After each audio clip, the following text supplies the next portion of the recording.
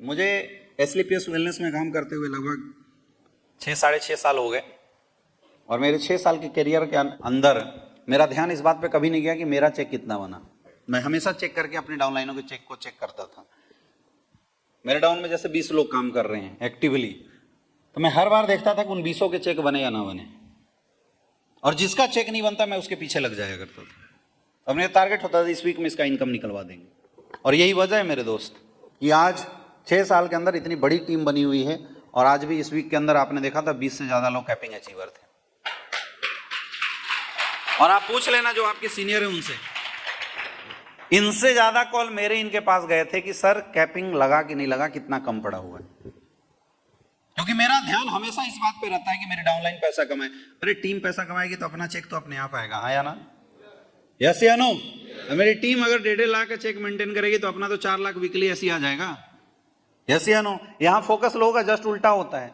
लोग देखते हैं मेरा कितना बन गया, हमारा अगर 1500 पे आ गया तो हम खुश हो जाते हैं। आज के बाद इस आदत को ना चेंज कीजिए। आज के बाद फोकस किसके चेक पे करना है? डाउनलाइन के check. Focus on downline check. और अगर डाउनलाइन की चेक नहीं बन रही है तो हर कदम को उठाने के लिए तैयार रहिए जिससे डाउनलाइन का चेक बन जाए। और मैं ज्यादा नहीं बोलता हूं, आप ज्यादा की जिम्मेवारी नहीं ले सकते, 2 लोगों की जिम्मेवारी उठाइए कि चाहे कुछ भी हो जाए, एक मेरे लेफ्ट और एक मेरे राइट के बंदे का चेक जरूर बने। इसकी जिम्मेवारी आपको लेना पड़ेगा। ले सकते हैं? कितने लोग ले सकते हैं? पक्का? हम मान के चले कि अगली बार से हर क्लोजिंग में आपके लेफ्ट और राइट वाला की चेक जरूर बनेगी। पीछे पड़ जाओ, पीछे पड़ जाओ अपने डाउनलाइनों के, कुछ भी हो जाए यार इस बार तुम्हारा चेक बनवाना। और एक बार करके तो देखो। जिस दिन आप लोगों के बारे में सोचना शुरू कर दोगे ना, लोग तो मेरे भाई आपके फैन हो जाएंगे। ये दुनिया में ना किसी को अपनी फिक्र नहीं है, लेकिन अगर आपने उसकी फिक्र दिखा दी ना तो लोग फिर आपसे बड़ा महान उनके लिए कुछ नहीं होने वाला। समझ में आ रहा है? लोगों का बिजनेस है डायरेक्ट सेलिंग इंडस्ट्री। जब तक लोग डेवलप नहीं होंगे तब तक हमारा काम बड़ा नहीं होगा। मैंने कई लीडरों को देखा है जिनका रैंक में 500 एसपी बच गया और उनकी डाउनलाइन 400-500 एसपी रोक दी किसी वजह से। अब वो फोन करके गाली दे रहे हैं डाउनलाइनों को, सर मुझे पता चला है आपने 500 एसपी रोक दिया। सोच लेना, तुम जैसे घटिया लोग मेरे साथ काम कर रहे हो, अगली बार मैं भी काम आऊंगा तुम्हारे। मेरे भाई उसको नहीं समझ में आया क्या कि तुम्हारा 500 एसपी से रैंक रुक रहा है, तुम इसलिए ऐसी हरकत कर रहे हो? समझ गया? बजाय इसके आपको उस इंसान की, उस 500 एसपी से उस इंसान की जिंदगी में क्या बदलाव आने वाले थे ना, इस फैक्टर को पकड़ना था और उस पर बात करना था। तब उसके दिमाग में दूसरी भावना आती, यार क्या इंसान है, क्या लीडर है, हमेशा मेरे चेक के बारे में बात करता है, हमेशा मेरे रैंक के बारे में बात करता है, हमेशा मेरे टारगेट के बारे में बात करता है। जान लगा देते हैं। और जब भी आप किसी दूसरे इंसान की ग्रोथ के बारे में बात करेंगे ना उस इंसान से, मेरे दोस्त आप देखना, डांट के अलावा उस फैक्टर के रूप में वो ज्यादा एफर्ट लगाएगा। समझ में आ रहा है? जैसे किसी की 200 एसपी से गोल्ड रुकी हुई है, मैंने फोन किया उसको, बोला सर आपका 200 एसपी से गोल्ड रुका हुआ है। सबसे पहले तो उसके दिमाग में ना आपके प्रति सम्मान यहीं से जागृत हो गया कि यार क्या अपलाइन है मेरा, मैंने नहीं चेक किया लेकिन ये चेक कर रहा है, इसका मतलब ये मेरे बारे में सोचता है।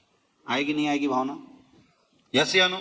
और अब आपने बोला कि सर मैं चाहता हूं कि इस वीक के अंदर आपका सिल्वर हो, और इस वीक के अंदर सर मैं आपका बहुत बड़ा चेक देखना चाहता हूं, आपकी मैं सिल्वर की रैंक देखना चाहता हूं, सर आपका 4500 का चेक देखने की मेरी दिल्ली ख्वाहिश है, मैं चाहता हूं। अब बताओ उसके मन में आपके प्रति क्या रिस्पेक्ट गया, क्या प्यार हुआ? अब अगर उसको डांट भी दोगे ना तो मेरे दोस्त वो बुरा नहीं मानेगा, जान लगा देगा और वो 150 एसपी क्लोज करके अपना सिल्वर रैंक कंप्लीट करेगा। और अगर उसका सिल्वर हुआ तो आपका तो रैंक अपने आप निकलेगा। यस या नो? ये कम्युनिकेशन सिस्टम डेवलप होना चाहिए। समझ में आ रहा है? ये बहुत जरूरी है। The act of helping each other.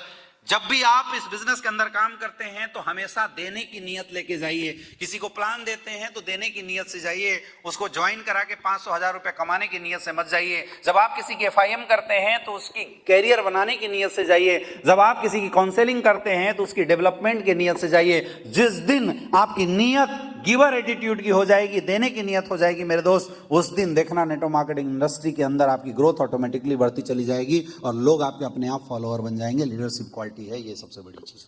इसको अपना सकते हैं, अपना सकते हैं। ये बड़ी दिक्कत है डायरेक्ट सेलिंग में। कोई बंदा उनके साथ ज्वाइन हो जाता है, लोगों को लगता है मेरा नौकर हो गया, लोगों को लगता है कि अभी ये चलना चाहिए हमारे जैसा, मैं जैसा सोचूं वैसा चले, मैं जैसा ना सोचूं वो हिल नहीं सकता है। इस चक्कर में क्या है, लोग अपने डाउनलाइनों का शोषण करना शुरू कर देते हैं। लोग डाउनलाइनों के साथ उल्टा व्यवहार करना शुरू कर देते हैं। मेरे दोस्त, अगर आज आपके डाउन में कोई भी टीम है, 2 4 5 10 किसी भी प्रकार की टीम है, तो वो टीम आपकी इंप्लॉय नहीं है। पहले चीजों को समझिए, वो आपकी टीम कोई इंप्लॉय नहीं है कि आप जैसे तैसा बिहेव करेंगे वो समझ जाएगा। देखो क्या होता है, ऑफिस के अंदर जब एक बॉस अपने इंप्लॉय को डांटता है, फटकारता है, काम न करने पे उसको गुस्सा करता है, उसको सजा देता है, तो वो इंप्लॉय घुट के रह जाता है। पता है क्यों? पता है क्यों?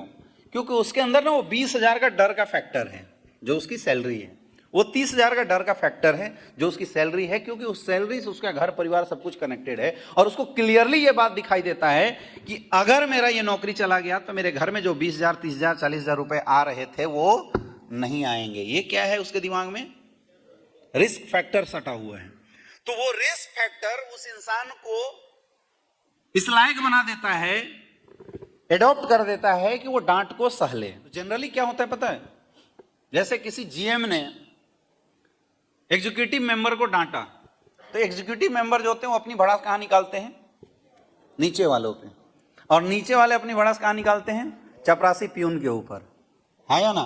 तो डांट मिली इधर से, उसने निकाल दिया इधर, तो वो वायलेंस हो जाता है। इसलिए कॉर्पोरेट कल्चर के अंदर, ऑफिस कल्चर के अंदर, बिजनेस कल्चर के अंदर हायरार्की बनाया जाता है। और सबसे नीचे वाला जो है उसके अंदर क्या है? डर फैक्टर। वो सोचता है कि भाई किसी भी हालत में हम अगर निकल गए तो जो पैसे मुझे मिल रहे हैं वो मिलेंगे नहीं, क्योंकि इस ऑफिस को मेरे जैसे एम्प्लॉय तो बहुत सारे मिल जाएंगे। वो डर फैक्टर वो डांट सुनने के लिए मजबूर कर देता है। लेकिन हमारे अंदर पास यहाँ कोई ना बॉस है ना कोई लॉस है। सामने वाले का इतना बड़ा विजन नहीं है कि उसको यह समझ में आ जाए कि इसने मुझे डांटा है तो इसको सह लेने से मेरे 70 करोड़ रुपए आएंगे। इतना बड़ा विजन होता नहीं। अब जैसे ही अपने अपने डाउनलाइनों के साथ थोड़ी सी टेढ़ी बातें करी, थोड़ी सी रिफ्लेक्टिव बातें करी, थोड़ी सी बहुत जैसी बातें करी, डाउनलाइन क्या करता है? रिफ्लेक्शन देता है। क्या करता है? नाराजगी देना शुरू कर देता है। हजारों बिजनेस इस ईगो की वजह से खराब होते चले गए। हजारों लोग डायरेक्ट सेलिंग इंडस्ट्री में बहुत बड़ा काम कर सकते थे लेकिन बर्बाद होते चले गए। लीडर्स का मतलब ऑर्डर देना नहीं है मेरे भाई। हर इंसान के अंदर कैपेसिटी अलग अलग होती है, हर इंसान की अलग अलग काबिलियत होती है। ये आपको पहचानना पड़ेगा कि मेरी कौन सी डाउनलाइन क्या कर सकता है, और उस इंसान के अंदर वैसे बिहेव करना पड़ेगा। आपको वैसा ही बिहेवियर बनाना पड़ेगा, उसके अंदर आपकी रिफ्लेक्शन वैसी रखनी पड़ेगी जिससे वो इंसान काम कर जाए। वैसे भी नेटवर्क मार्केटिंग इंडस्ट्री को बोला जाता है कि ये बेलगाम के घोड़े को हाँकने का बिजनेस है। हमारे इंडस्ट्री में कोई भी एमबीए करके बढ़िया से पढ़ लिख के सिस्टमेटिक तरीके से काम करने वाला बंदा ज्वाइन तो होता नहीं है। यस या नो? यहाँ जितने भी लोग आते हैं वो कौन होते हैं? बेलगाम के घोड़े होते हैं। सब अपनी अपनी मर्जी से हैं, किसी का किसी पे कोई लगाम नहीं है, किसी को कोई कुछ बोल नहीं सकता है भाई, किसी के पैसे लगे नहीं है, कोई किसी को कैसा भी जवाब दे सकता है। आपको बेलगाम के घोड़ों को अगर हाँकना है तो मेरे भाई हमेशा लाठी डंडा से काम चलने वाला।